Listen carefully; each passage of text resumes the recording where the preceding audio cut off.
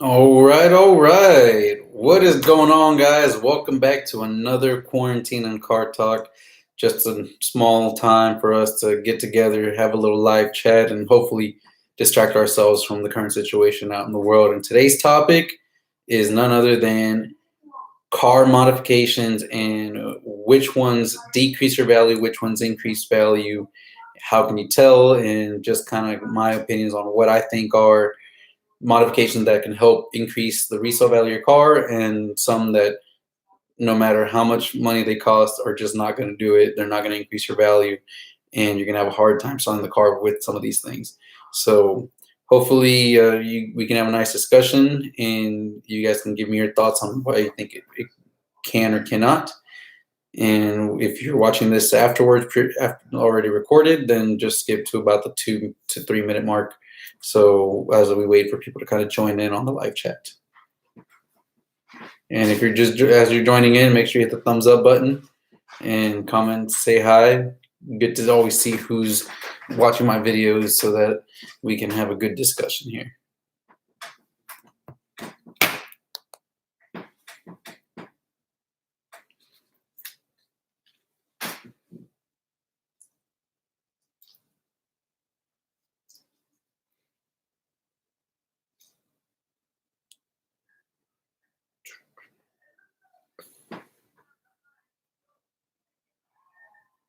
All right.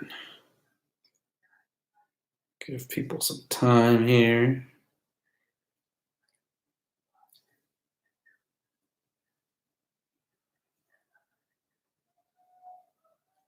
All right, got one more person coming in. Give them another 30 seconds, and we're just going to get right to it, guys. No need to be waiting too long.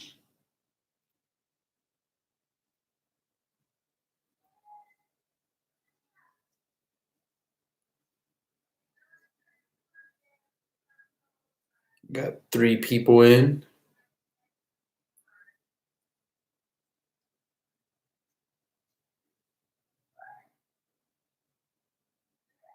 All right. All right.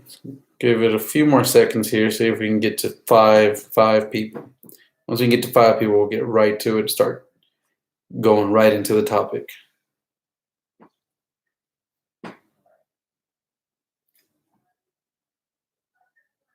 There we go. We got 4. What's going on, Andres? Hope everything's going well, and hope you guys are being safe.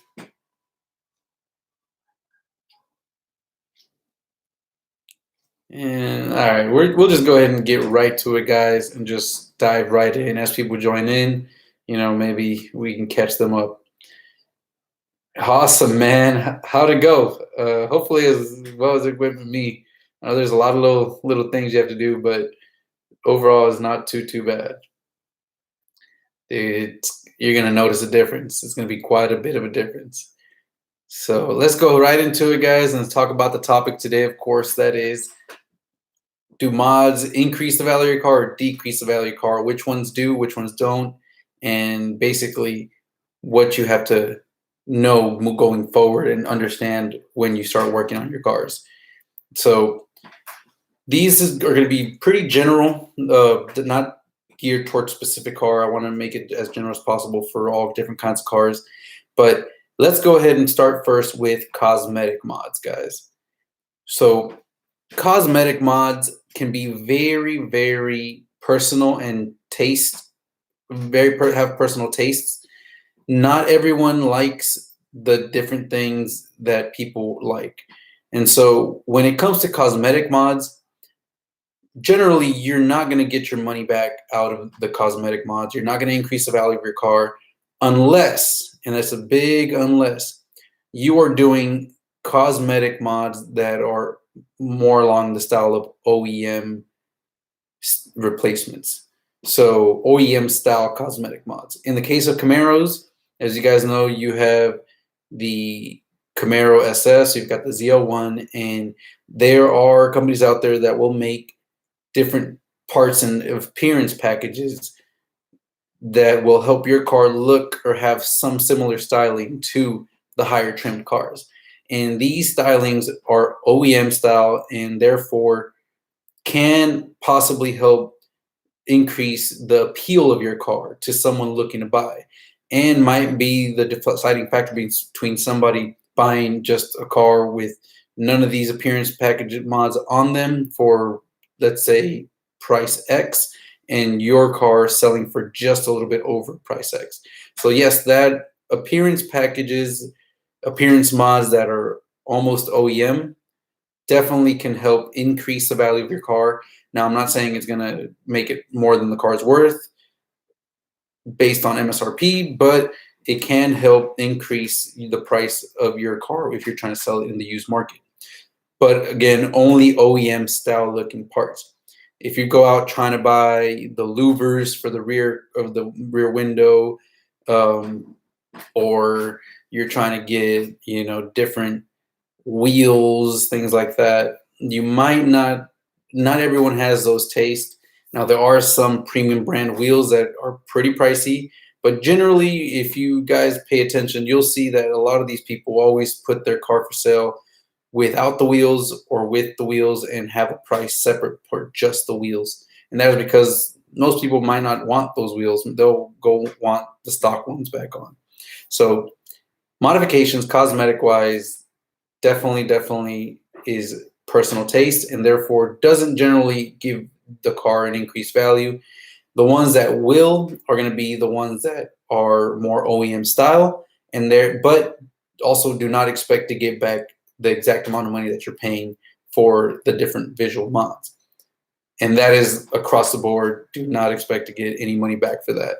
Now, one mod that I definitely think you can get your money's worth and get your pretty much most of your money back on the return on investment is going to be the protection of your vehicle via ceramic coating, paint protection. That is very, very, very important. So you've got paint protection, ceramic coating, paint protection film. That can be very pricey, but paint protection film, if applied early enough where you can maintain a very nice, clean front end, will definitely help your car hold its value much longer.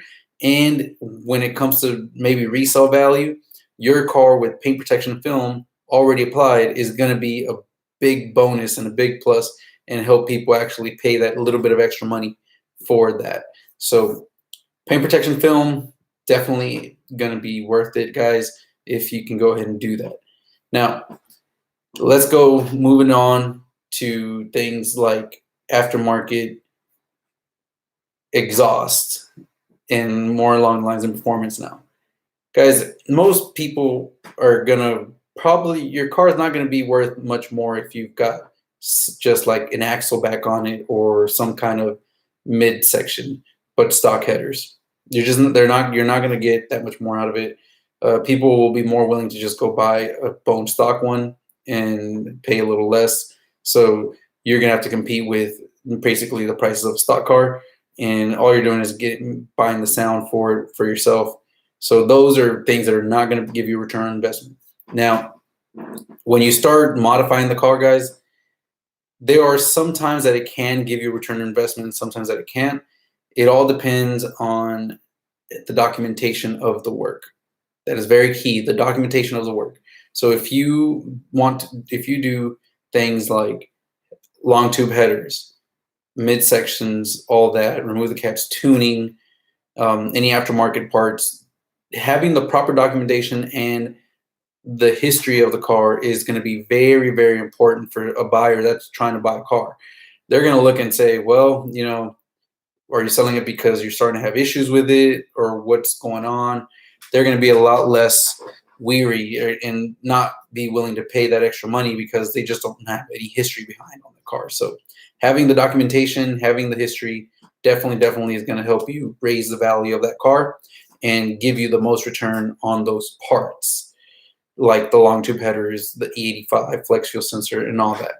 So while it's true that most performance parts don't really bring back the value of the car, and you're never going to get exactly what you paid in the performance parts, having the right documentation will increase the value of your car overall compared to other stock cars when it's being sold in the used market, and help people want to buy your car over a stock one. So having the proper documentation is definitely the right way to do it.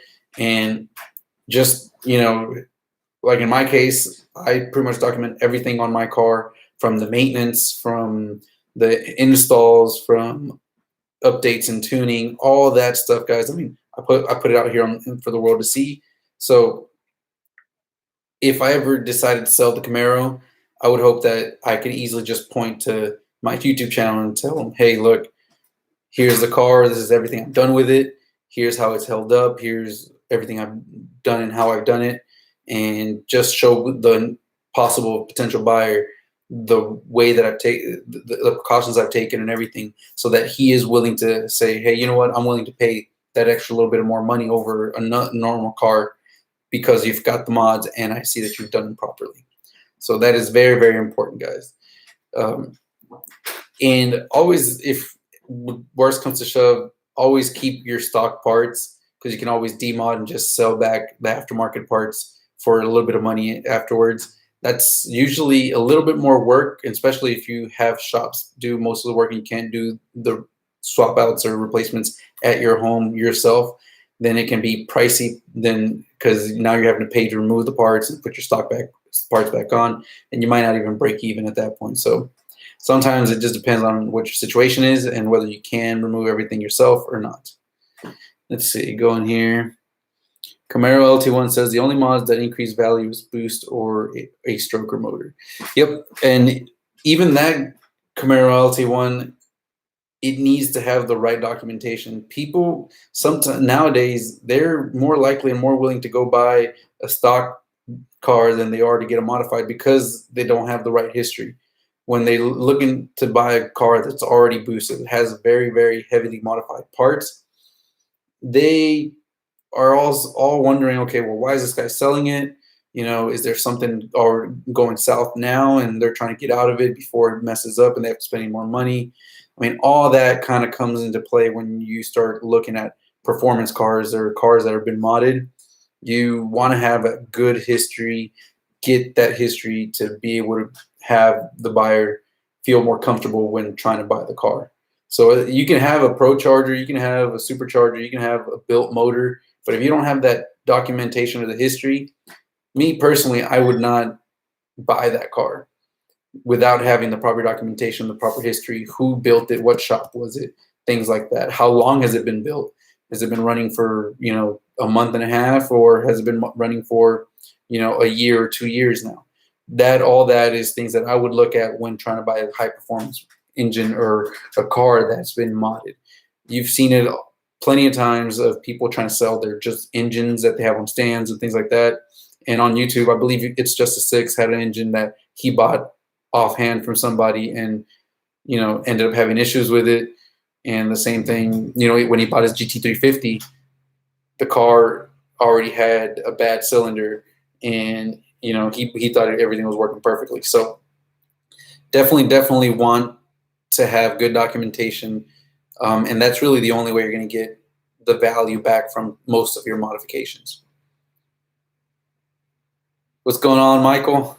Bruce Wayne says, your Camaro's a beast, bro, and the explanation on your mods are on point. I appreciate it. I try, like, whenever it comes to things, I'm an engineer by trade, so I like to know how things work. Before I can do something, I have to try to really understand it. If I don't understand it, then I try to do my best to do some research and understand it, because the last thing I want is do something or start working on something that I don't understand, and then halfway through I can't finish it, and it's just going to bug me. So I try to understand as much as I can about everything that I'm doing, and then I hope that it sounds like that conveys across to you guys when I'm actually trying to explain and show everyone else how things work and where things can go right. Camaro LT1 says, right, you need the documentation, even dyno numbers help. Yes, sir. So, guys, that is going to be my topic here. It's just a lot of people tend to sometimes post their cars for sale, and they want some outrageous numbers.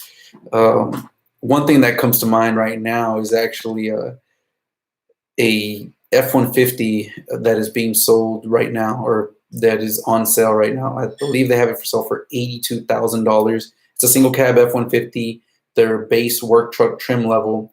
It is highly modified. It's got, I believe, it's got a built motor. I'm not sure. I would hope it does for $82,000. But this truck has a single turbo kit, I want to say. It's got all the suspension, the drag suspension. It's got the fuel systems. It's got everything. But it's basically just a 5.0 on boost. And it runs an 8.7 or 8.8 or 8.9 second. It runs 8 seconds. The truck's an 8-second truck. But they're wanting $82,000 for a single cab 8-second truck. Now, yes, it cost almost that, if not maybe a little more, to build that truck, possibly with a built 10-speed, built rear end, custom stuff, all kind of custom things. I mean, yeah, so you're going to drop money. You know, I'm sure the turbo kit was not cheap. And if he's got a built motor, those built motors to handle that kind of power, you know, 1,100-1,200 horsepower are going to cost over 10, 15 grand. But I just don't think someone's going to be able to buy that truck, or someone would be comfortable buying that truck, considering, you know, there's might not be as much documentation they on the truck.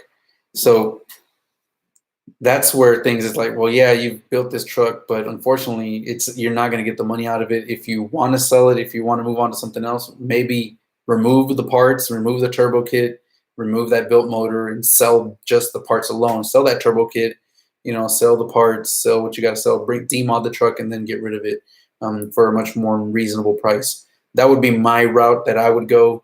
And that's probably going to be the best way to do it if you want to start working on your car, modifying it, getting it very, very heavily. Like I said, unless you have amazing documentation, it's going to be very difficult to get some. Definitely not going to get all your money back, and it's going to be difficult to get even some of your money back. Jay Lopez says, I had my 19 SS make 454 and 484 torque on E85. Dude, that is awesome. Yeah, the E85 really picks up your torque and gets the car moving. It's one of those mods that you definitely feel that instant torque hit compared to just regular 93. So those are some really good numbers. Really good numbers.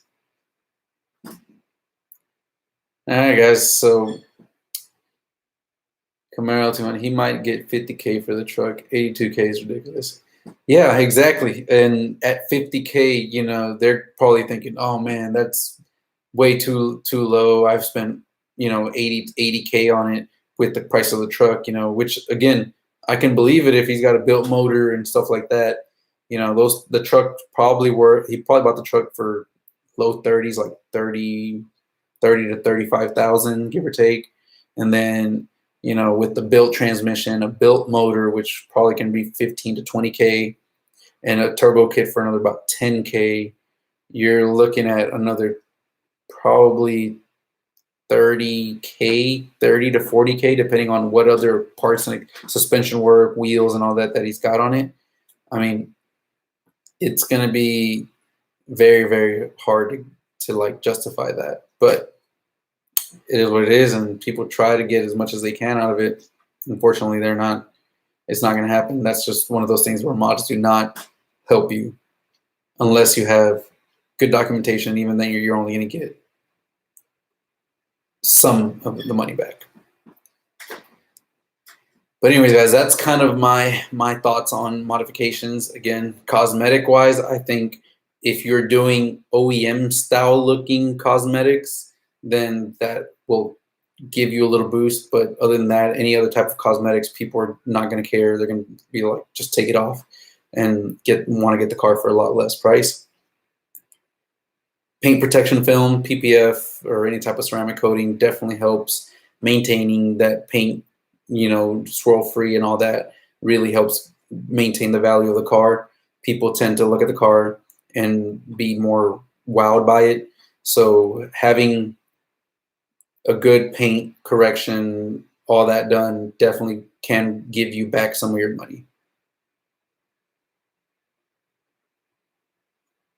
LT1 says it's a base work truck. That's what's killing him. No one will pay that much for a pickup truck. Yep, you're right. You are right. So anyways, guys, that is what I had for today. I'm going to go ahead and open it up for any type of comments or any info and get your questions answered. Andres, so I've got that spoiler raffle open up until April 17th, which is my birthday. So that'll be next Friday. So if anybody else, you guys know of any other people that want to join that raffle, it'll be available and open through April 17th. So at midnight, April 17th, Friday night, I will close it in. And probably that weekend, Saturday or Sunday, I'll go ahead and write down all the names, write down all the numbers, Instagram names, and I will go ahead and do the raffle then.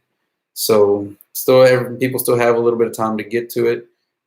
It's been pretty popular. I'm surprised I've had quite a bit of people signed up for it, which is awesome. That means they're watching my videos. So I look forward to doing that raffle and hopefully giving it to somebody to help their cars look nicer. And in the meantime, I did finish up my Nitrous kit, guys. I finally did all the wiring. Andres, thanks a lot, man. Appreciate it.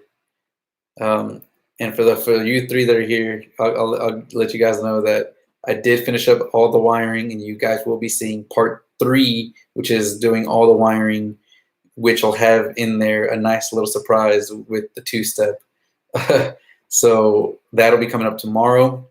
And then now that all the wiring is done, the next video will be a part 4, which I'll have to try to do tomorrow afternoon, or probably tomorrow afternoon, which will be me actually going through and setting up the programming and testing to make sure that my controller and my relays and everything is wired up properly. So there's a few different steps that you can go about to get the testing done. And I want to show you guys just how you can test to make sure that all your relays and everything is properly connected. It's going to be a little bit different for me because I've got the timing box, which has a lights that can actually tell you when it's getting an input and it's telling it to do something like pull timing. And so that kind of helps you test out the controller itself to see when it outputs and when it doesn't output, make sure that the RPM is working properly and all that. And I'll explain all that in part 4 because there is a little setup to the Nitrous controllers to make sure that you're reading the proper RPMs and voltage from the throttle body or throttle position, all that stuff. So that should be coming up in part 4, but part 3 will be the wiring, which I finally did all today. And we're almost there, guys. Now I just need to get some fuel in the fuel tank and in the fuel cell and some nitrous in the nitrous bottle. But anyways, guys, I see we just got 3 people here. So if you guys have any questions, I'll probably be here for another 7 minutes or so in case someone comes in last minute and needs some questions or has some questions. So hopefully everyone's staying safe and you guys are, not being affected as much by the current, coronavirus and all that stuff.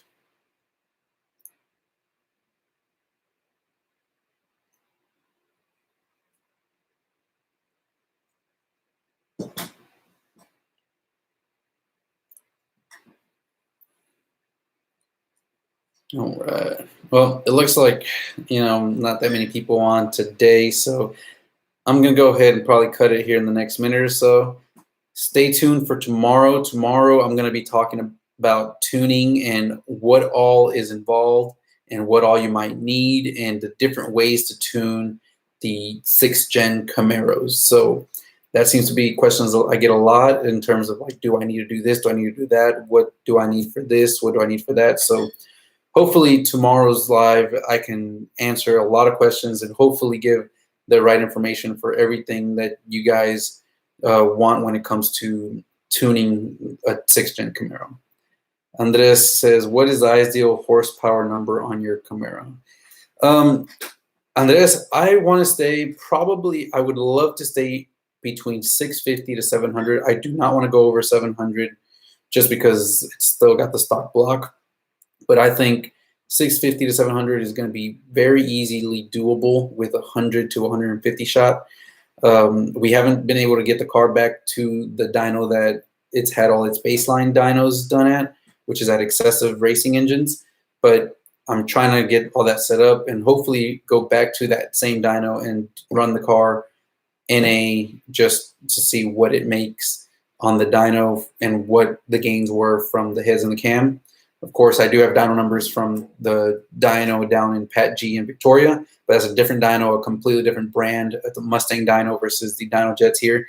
So I kind of have an idea. I feel like the car on the dyno jet at excessive racing engines will probably put down 550 to 580, somewhere between 550 to 580. I can realistically see it putting that down. And so if that's the case, then 100 shots should get me to 650, and 150 shot would keep me right around 700. And that is where I would probably want to stay. I wouldn't want to do any much more than that. I think especially if I was running just on E85 or trying to do on pump gas, that'd be kind of pushing it, which is why I went with the fuel system to add the C16 to give me that added knock protection to prevent any pre-detonation and possibly damage the cylinders and the pistons. So I think at 650 to 700, the car will be pretty safe with C16 and E85. I mean, that car is going to live forever. Fingers crossed. Knock on wood.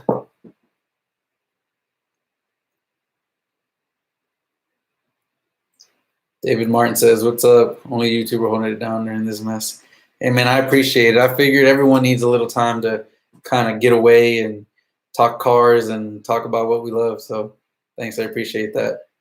And tomorrow's going to be pretty awesome because I'm going to be talking again about tuning these 6th gen Camaros, what all you need, what the different ways to tuning it is, and how to do it properly. So hopefully that kind of clears up a lot of questions. I get that question a lot. So looking forward to, being able to answer that and answer everyone's questions directly to hopefully give everyone a better idea of exactly what all is needed to tune these cars, because it's quite a bit. Not like the older LS style, LS engines like the 5th gen Camaro or even the older cars. But anyways, I'm going to give about another just 3 more minutes here. And if anyone's got any other questions, and then I will cut this off at the 30-minute mark and, get back to everything else. And David Martin, by the way, I'm done with the wiring on my Nitrous kit. So that video should be coming out tomorrow. Michael McCarty, if you're still on, the video for the wiring on the Nitrous kit is coming tomorrow. So you can go ahead and, I know you were asking about that, so that's pretty good. How's the ZL1 doing? You mean the SS? The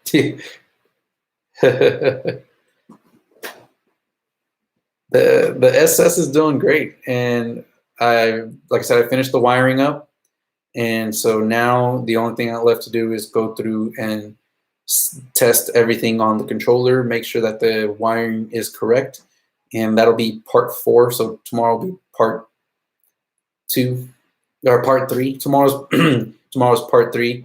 So I've got the wiring done, and then now the next video you guys see probably on Friday will be me actually going through and testing. There's a certain way that you can test all this without running the engine, without actually having to go out and just try to spray nitrous. You can do it in your garage and kind of ensure that all the relays are wired properly, that your controller is actually working the way it should and activating at the RPM it needs to and deactivating at the RPM it needs to. All that can be tested while the car is just sitting. So I'm going to show you guys all that in the part 4, the final video.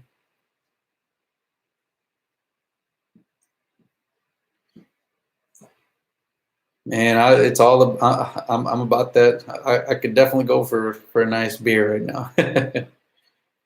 Maybe on Friday, once I finally can see everything completed in the car on the ground with nothing more that I need to do.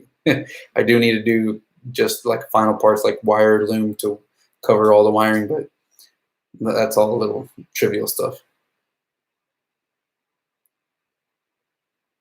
Anyways, guys, I hope you guys have a good time, stay safe, and I'll see you guys tomorrow for what I'm sure is going to be a very, very awesome topic. You guys have a good one and stay safe.